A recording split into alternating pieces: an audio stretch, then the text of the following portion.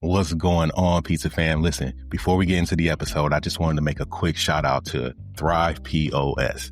They've recently partnered with the podcast and they bring an exclusive offer for our listeners. Listen, Thrive POS is not just a POS system. It was built for operators just like us. It's fast, it's reliable, and most importantly, it helps us focus on what matters: our pizza, our people, and our profits. Check out the exclusive offer from Thrive POS at thrivepos.com/Pizza King, or just click the link in the description. Now let's get into the episode. First of all, every single entrepreneur is too optimistic. Their revenue forecast, the dreams they have, everybody's too optimistic. Everybody thinks they can reach the moon or they're the one who's going to make it work in this very difficult market. They're all too optimistic. And I think that's the nature of the beast. If you're not insanely optimistic, you probably shouldn't become an entrepreneur, because you have the statistics against you. The second is people think they can do things faster than they can and cheaper than they can. So people might think that they can hit 7 figures in revenue with very little marketing spent. Or in the restaurant business, maybe they can spin out a franchise without investing an absolute shit ton of money in marketing and legal.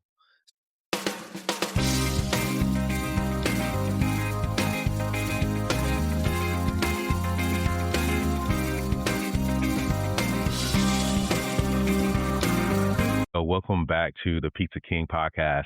I have a special guest, Rob Braake from Insight Matters. Guys, get your pen and pads out for this one, because Rob's going to give us a mini masterclass on not running out of cash in your pizzeria. No, I'm kidding. Rob is a CFO by trade, but has an extensive background as an entrepreneur and a mentor to business owners, not unlike you and I. So please, do us a favor, stick around, listen to the story from Rob and enjoy. Rob, thanks and welcome to the podcast. Thank you, sir. Tell us where you are and what you do. So I am originally from the Netherlands, but I'm based in Portugal at the moment. And I run Insight Matters. We are a fractional CFO and accounting firm. And we mainly work with online businesses, but my personal background is much more in the offline industrial businesses as well. But basically, we take over the whole management side of finance. So everything from the bookkeeping to the reporting to the planning to the strategic decision-making part of the finance. I got to think that outside of social media, managing finances is one of the things that entrepreneurs hate doing the most. Right? It is, in 99% of the cases, the afterthought. Everybody cares about how much tax they need to pay. Everybody cares about how much profit they make. Most entrepreneurs don't like to put in the hard work and actually have the discipline to review things on a weekly or a monthly basis.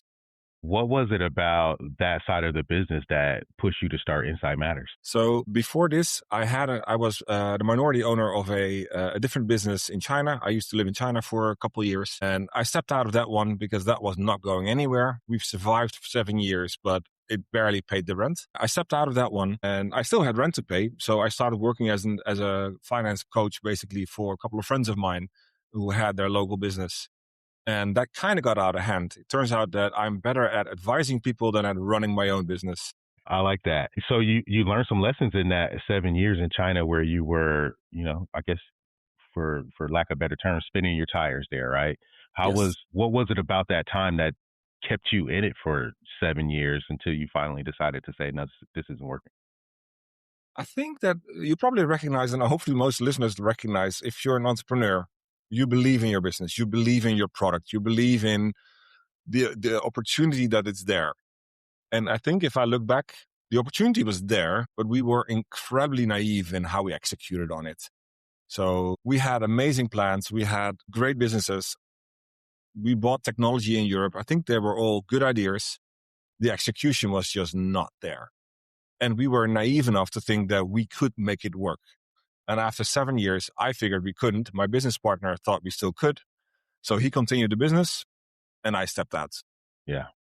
Did it work out? I mean, I'm guessing it worked out for both of you, right? I don't follow the business in great detail. I think they're still not as much of a hockey stick as they would like to be, as we thought it could be originally. For me, it has worked out because Insight Matters, we're doing well. And that was a location-specific business. Now my team is fully remote, so I can live anywhere, I can travel anywhere. So I have all the freedom that I was looking for. Understood. As you were starting to advise friends and other business owners, what were some of the biggest mistakes that you were noticing or having to advise on from entrepreneurs and founders? I think there's a couple of things that stand out. First of all, every single entrepreneur is too optimistic. Their revenue forecast, the dreams they have, everybody's too optimistic. Everybody thinks they can reach the moon or they're the one who's going to make it work in this very difficult market. They're all too optimistic. And I think that's the nature of the beast. If you're not insanely optimistic, you probably shouldn't become an entrepreneur because you have the statistics against you. The second is people think they can do things faster than they can and cheaper than they can. So people might think that they can hit 7 figures in revenue with very little marketing spent. Or in the restaurant business, maybe they can spin out a franchise without investing an absolute shit ton of money in marketing and legal. So the optimism of how much effort and money things take, that's across the board, regardless of the industry, regardless of the nationality, it's everywhere. It's going to cost more than you think it does. It's going to be much harder than you imagine it to be, and it's going to take longer. Yes. That's just the reality of business, right? How do you, for example, and I'm sure you work with a lot of, emerging companies and new products. How do you properly forecast something that doesn't necessarily have a market yet? So for a new business, that's very difficult. I mean, if you're having one branch and you're opening a second one, it's already a lot easier. The first one, you're going to be wrong. And that's unfortunately the reality. So it's not about how do you forecast, it's about how do you learn to forecast more accurate. And that starts with reviewing, ideally on a weekly basis already, what do you expect to have as revenue? Or how many people do you expect to get through the door? And then at the end of the week, review which days was I accurate, which days was I wrong. And all of them are going to be wrong. And that's fine. But it is learning and iterating and getting slowly but steadily more accurate in the forecast. The first week, you might be off by 100%. The second week, hopefully by 70%, and then maybe 50%. And along the way, the discipline of reviewing will make you more accurate in your forecasts. You're speaking my language. I constantly push for a weekly review of financials, not waiting on a month-end profit and loss statement because there's very little time to react to that. It sounds like, and you come from that same school of thought where we use financial tools as tools for change and tools for operational, adjustment. Yes. And I think that's critical because finance is the only place in the business where everything comes together. If you have $1,000 in the bank, you can pay your staff, you can buy produce, you can spend it on marketing. All of those might be good uses of the funds, but you have a limited amount of money in the bank. So you have to be very deliberate on what to spend it on. So you have to be on top of that. It's the only thing that connects every single part of the business. Why is it important to have someone to help you with finance? I understand that a lot of small businesses are probably trying to do things on their own, right? And they don't see a need for an accountant or CPA or, as they grow a CFO, even a fractional CFO. Why is it important to try to have someone involved in that process earlier rather than later? I would actually slightly adjust it. I don't think it's important to have somebody involved, but somebody needs to own it. Okay. And if you as the owner are comfortable with it, you don't need help because especially in a small business, it's not rocket science. It's the discipline of being on top of it and being true to yourself. That might already be enough. If you're not fully comfortable with it, having a sparring partner, somebody who is independent with a fresh eye, who can just be bluntly open and true, is a very powerful conversation. Somebody who can look at it with a fresh look and see what's going well, what's not going well. Where are you above target? Where are you below target? That conversation will probably lead to very different decisions that you're making. And again, in a small business, it's not rocket science. And you don't need to spend 10K on a fractional CFO. I mean, I would be happy if you do, but you really don't have to. Just having a conversation once a month, once a week, depending on your business or your level of comfort, may be enough to actually really have a change in trajectory. Nice. What numbers or metrics are most important to track, and what are some of the things you've seen folks waste time and energy on? But the latter one is the easy. Vanity metrics are all over the place. Number of Facebook followers, number of likes on your Instagram post. It's all vanity. It doesn't pay the bills. Exactly. You can't go to your team and say, I'm going to pay you in Instagram likes this week. In the end, revenue is a bit of a question. I find revenue a little bit of a vanity metric. In the end, it's about gross profit, net profit, and cash flow. Those are the three that matter more than anything else. And gross profit is your revenue minus all the direct costs of the sales. So your ingredients, your food, your labor, your wait staff, etc. Whatever stays after that, gross profit, that's a really important one. And your net profit is your gross profit minus all your overhead expenses. So your rent, your admin cost, your marketing cost, all these kind of things. And cash flow is just what's the beginning of a bank balance and what's the bank balance at the end of the week or the month. And that is the most difficult one, especially in these kind of businesses. It's a very difficult one to manage. And that's why that's the most important one to actually stay on top of. I was going to ask, is there one more important than the other? And it sounds like cash flow is still Yes. very much king when it comes to running a business. Why is it so important to not run out of cash? I've been in a situation in my China days that we ran out of cash. The conversation to have with your team is saying, hey, sorry guys, we don't have the money to pay your salaries. That is one hell of a way to kill employee morale, to kill the atmosphere in the team. Companies don't go bankrupt. They're not defaulting because they're making a loss. A lot of these big tech companies, they've never made a profit and they're all still around because their cash flow is okay. They keep getting new investor money in or whatever. There's money in the bank to pay everybody that needs to be paid. So that's the number one thing that's going to make the difference between succeeding and failing. And in a lot of businesses, especially inventory heavy businesses or businesses with occasional big cash outflows, staying on top of that and managing that and predicting that is critical. If you want to renovate your restaurant 2 years from now, you better start putting money aside for that. Because if you don't, 2 years from now, all of a sudden you don't have money to pay for that renovation, or you have to borrow it, which comes typically at pretty high cost. Yeah. And I think that's kind of leads into my next question. A lot of times we see, lenders and partners, I guess they would call themselves, there's always somebody ready to infuse cash into your business. Sometimes it's good. A lot of times it's, in my opinion, it's predatory. How do you advise on where to take funds from if you get to that point, or if you should take funds at all? Or maybe it's time to say, maybe this isn't going to work. We haven't had cash flow in 12 months. Maybe it's time to pack it up. How do you advise on situations like that? You never, ever want to take external funding for things that are not going to add revenue. So I know that sounds a bit abstract or a bit vague. If you have to purchase your ingredients or you pay for your inventory with money that you borrow, that's a problem. Because that just adds directly to the cost of your inventory and your cost of sales. If you're wanting to do a big renovation, there's plenty of reasons why you should be okay or why it could be okay to work with external funding. But the cost of that, you have to be very, very aware of that. And like you say, most of the players in that kind of field, and I'm saying in the e-commerce space, I see it a lot. And I think in the restaurant business, it's the same. There's a lot of people that offer you very easy access to money. Mm-hmm. But if they offer it very easy, that means that they're not doing a proper check. That means they're taking more risk and you are going to pay for that. Yeah. I mean, and it comes in a way of daily payments or, high interest, payments. And it is, to me, it kills all chances of cash flow. Absolutely. I've seen companies being lured into structures where they were effectively paying 40% interest per year.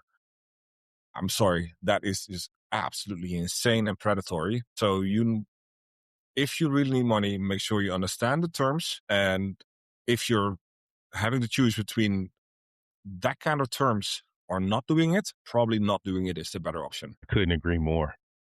As you're working with owners and entrepreneurs, where do you see them leaking money without really knowing it? Like seems like there's always a leak somewhere in the boat, and sometimes it goes unnoticed. Where do you see it the most? I'll get to that in a second. On the previous one, especially if you have to sign a personal guarantee, run away. Personal guarantee, don't do it. Yeah, because if the business goes belly up, that sucks. But if that also means you personally go belly up, that is a risk I personally would not be comfortable with. Like, let me put it like that. I can't tell others what to do, but I would not be comfortable with that. On the leaking part, there's always the typical things where you are paying for inefficiencies. So you have staff on hand because you're expecting a busy period and it's actually not as busy. So you have staff waiting around, not doing anything. Utilizing those hours for other tasks solves part of that. In the online space, tools that you're paying for but not using, where you are on too high of a tier or you're having too many seats, those are very typical ones. Payment processor fees is a typical one where people just have an expensive option, and ideally you have the customer pay any credit card fees. That just adds 3% instantly. And if you're profitable, tax, like not optimizing for tax, not managing tax is also a typical one. Now, I'm not a tax expert, but if January 2026, you're going to think about 2025 taxes, you're too late. So preparing for that, by October, you should know if you're going to be profitable or not. Start talking with your tax advisor on what you can do to optimize for taxes. Is there a difference between good revenue and bad revenue? Yes.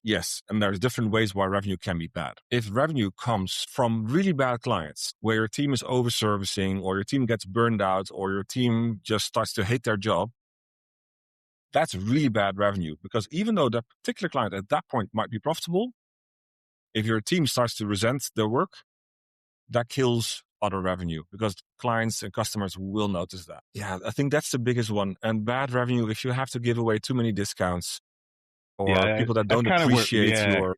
I think that's where I was going with it. In the restaurant space, we work a lot with third party vendors, and they charge very very big commissions on those sales. And I think there's some need for it because there's exposure on their platforms and there's marketing that comes with it.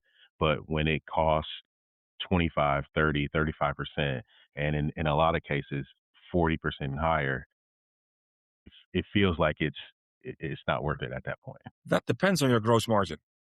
If your gross margin is high enough and it's a sale that you otherwise wouldn't get, fine, I'll pay 30%.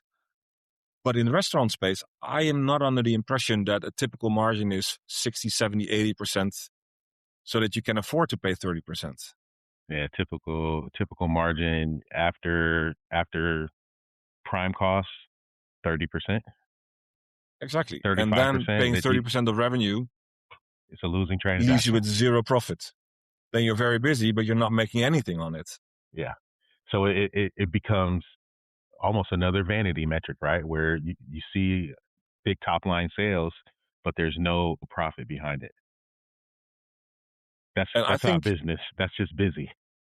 That's very busy. And if you're running a business and you have, let's say, 2 million in revenue, but you break even, you're one bad decision away from losing tens, if not hundreds of thousands.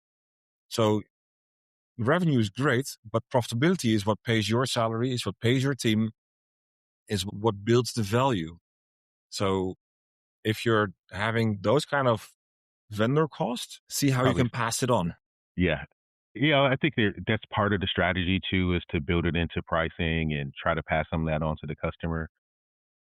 But it still becomes very difficult because then you have to also manage the customer expectation at that price level, and what reviews come from that, and it just changes the perception of the product. Almost a necessary evil in the business at this point, but it is very difficult to do it profitably.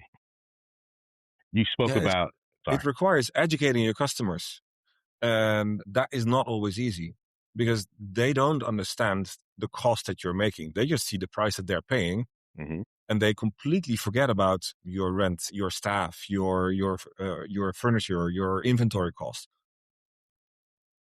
It's education, but it's hard. Absolutely, it is hard, and I also I'm an advocate for educating the team on the finances of the business too, because it helps them approach their positions from a different perspective as well. Oh yes, you would be surprised how many employees don't understand that the business has cost. They see your monthly revenue might be 50 or 100,000. They think it's all in your pocket. All the time. But it's a double-edged sword there, because if you're actually break even or loss making and you disclose that to the team, they might also start to worry about their future and their stability. So that's a bit of a two-sided, double-edged sword. Because yes, the transparency is good, but it can also be really bad and harming the business. And you can't selectively open up this month and then next month you don't disclose. It's either a yes or a no.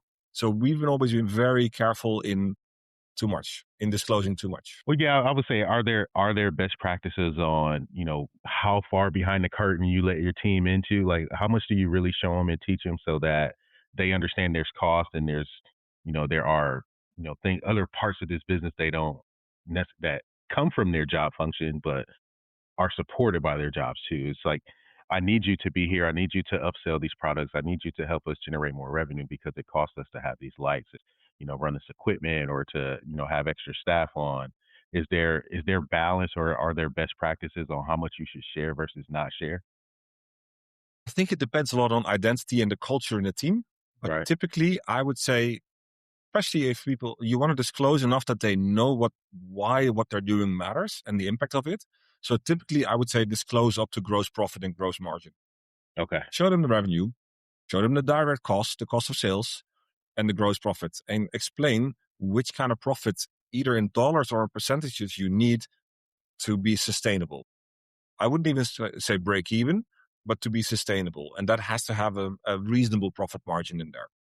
Yeah, that's very simple to calculate on a weekly, even daily basis if you have to.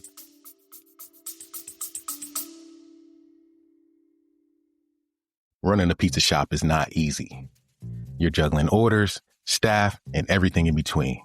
That's exactly why I teamed up with Thrive POS.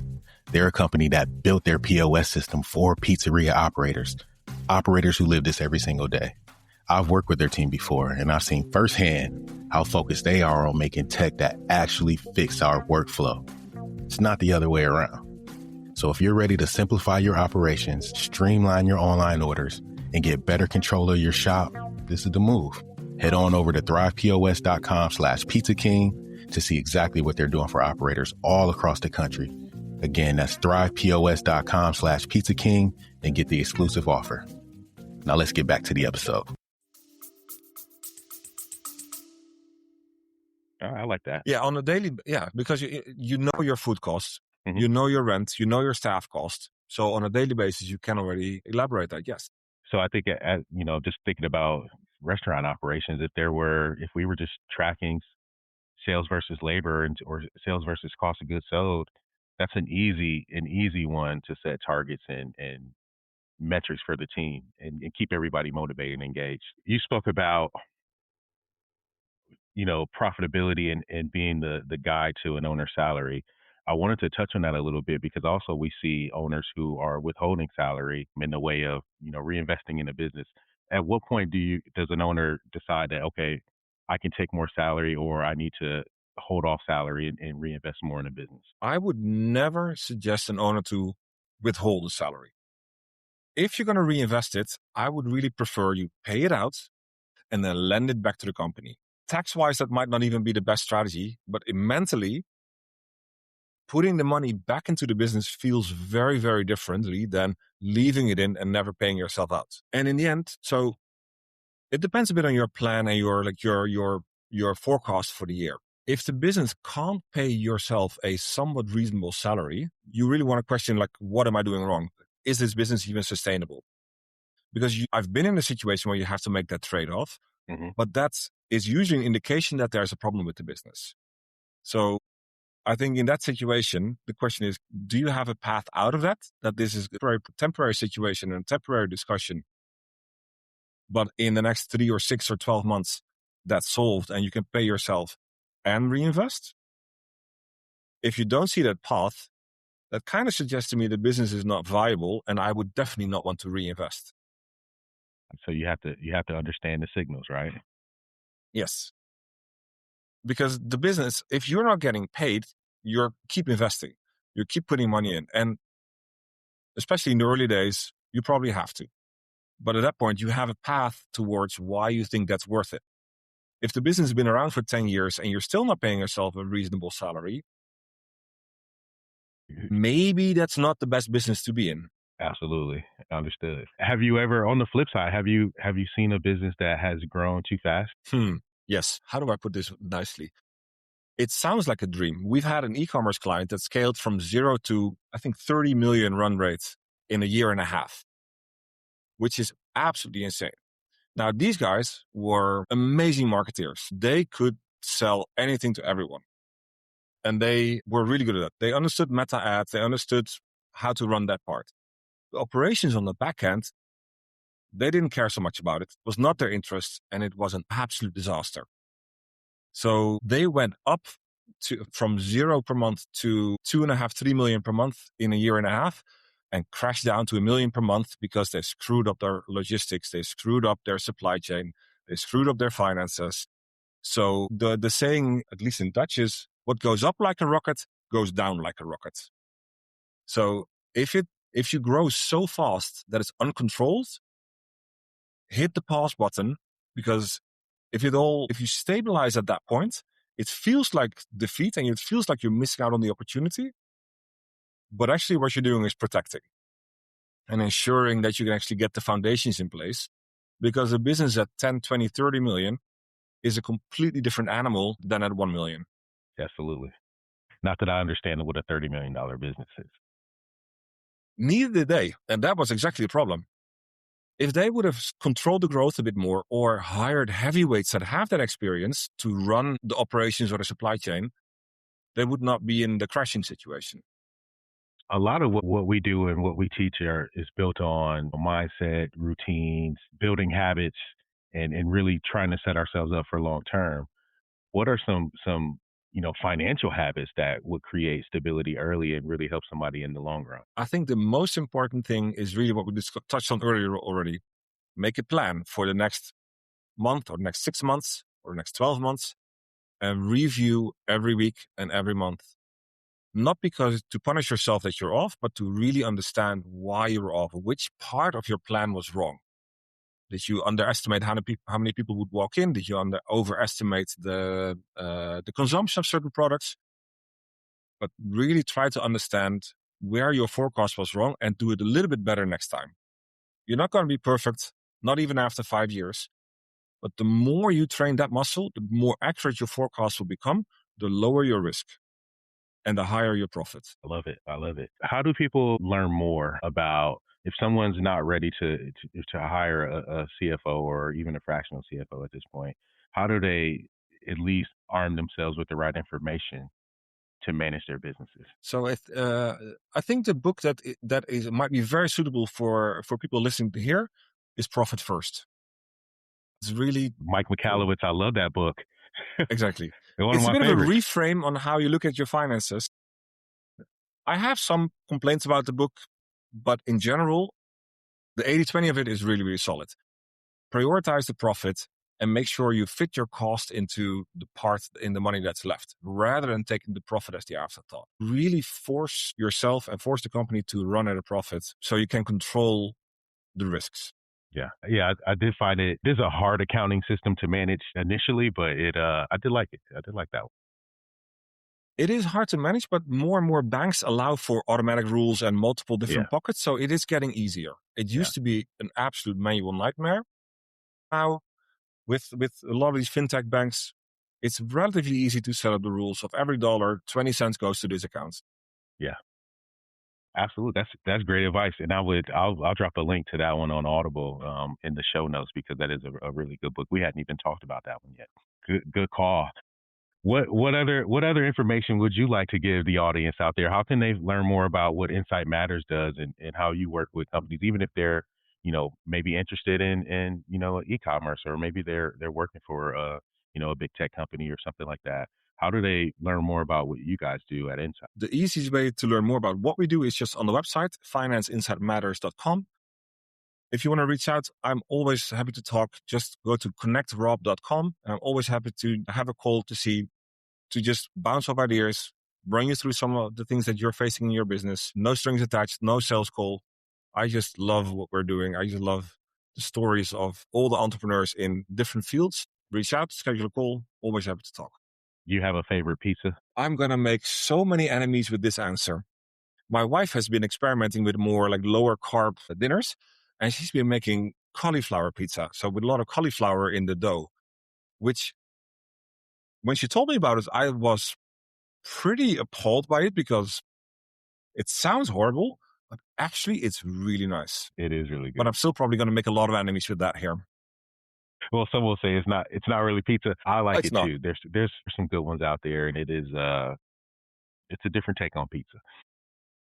Yeah, very we healthy. probably shouldn't call it pizza, but at home nobody will check. There it is. He's a fan of the cauliflower. I like the attention to health. All right, Rob, thank you so much for joining us today. We'll link your site and everything in the show notes. I think we all have a lot to learn when it comes to managing the finances, but I love the approach of just start small, start weekly, start tracking some things, and really build on your habits and get better with time. And then reach out for help when you need help. Don't think you got to go at it alone. Exactly. Thank you so much for joining us. Thank you. It was a pleasure. It was really fun. If you've gotten any value out of this episode or any of our other episodes, I need you to do me a favor. Go leave us a review. Every review on Apple, every 5-star rating on Spotify helps this show find more operators just like you and helps them get that same value that you're taking away from this episode. And as a thank you, anytime somebody leaves a review, sends me a screenshot, just DM me a screenshot of your review, I'm going to send you a free gift, something awesome, something cool. I'll send you a gift, whoever leaves a review. That's the challenge. Go leave a review, DM me a screenshot of it, and then I'll get you something. I got you something special from your boy. Now let's get back into the episode. Peace.